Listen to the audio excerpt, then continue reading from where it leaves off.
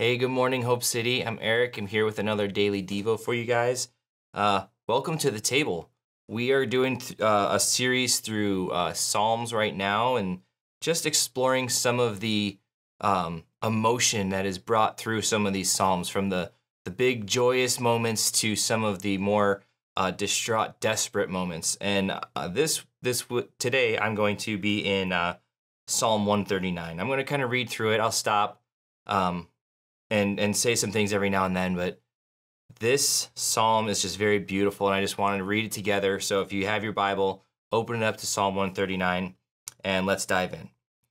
And it just says, this is a psalm from David, and he says, "Lord, you have searched me and known me.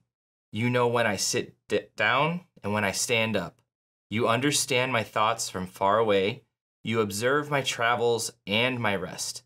You are aware of all of my ways. Before a word on my is on my tongue, you know about it, Lord. You have encircled me. You have placed your hand on me. This wondrous knowledge is beyond me. It's lofty. I am unable to reach it." Right there, though, I just want to stop for a second. In verse 4, this blew my mind as I was reading it. Before a word, any word is on my tongue, you know about it, Lord. He knows our words. Everything we're going to say, he knows it before we speak it. And even with that, he still chooses us. Because sometimes we can say things that fly out of our mouth that we don't think about, and we're like, where did that come from? But God knows. And yet he still chooses us to be his own. But let's continue on.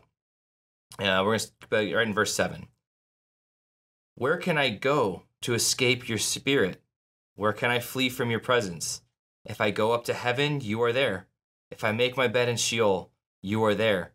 If I live at the eastern horizon or settle in the western limits, even there your hand will lead me. Your right hand will hold on to me. If I say, surely the darkness will hide me, and the light around me will be night, even the darkness is not dark to you. The night shines like the day. Darkness and light are alike to you."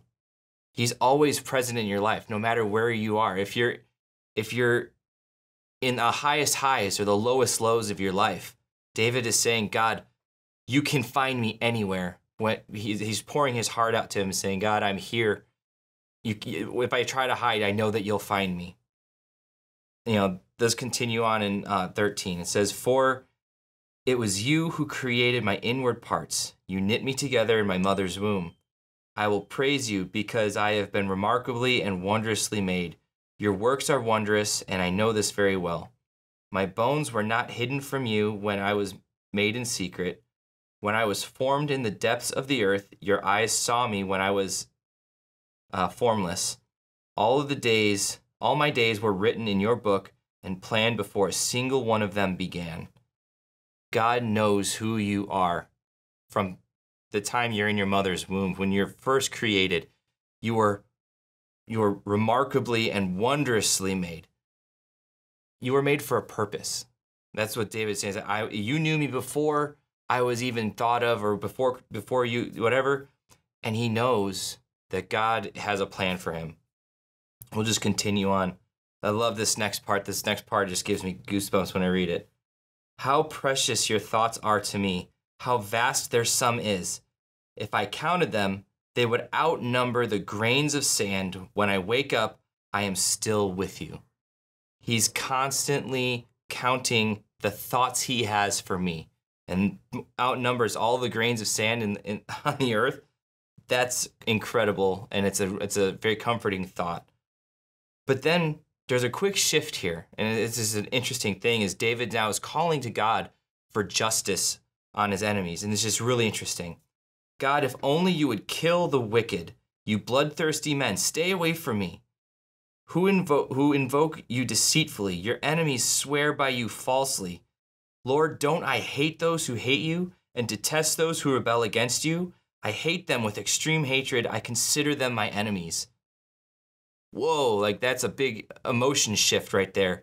But this is David calling to God, saying, God, I want you to bring justice to this evil world that's around me. I want you to just come down and take care of business. But really, really quickly, David checks himself. And this last part, we'll end on this. It says, "Search me, God, and know my heart. Test me and know my concerns. See if there is any offensive way in me. Lead me in the everlasting way." We can all go through times in our life where we want God just to bring justice right away. But God is really quick to remind us that he's searching our heart. He knows our concerns. He's known me since before I was born. There's nowhere in the light or in the darkness I can hide from him. He's always present. He's always around. I would say that this week, let God search your heart.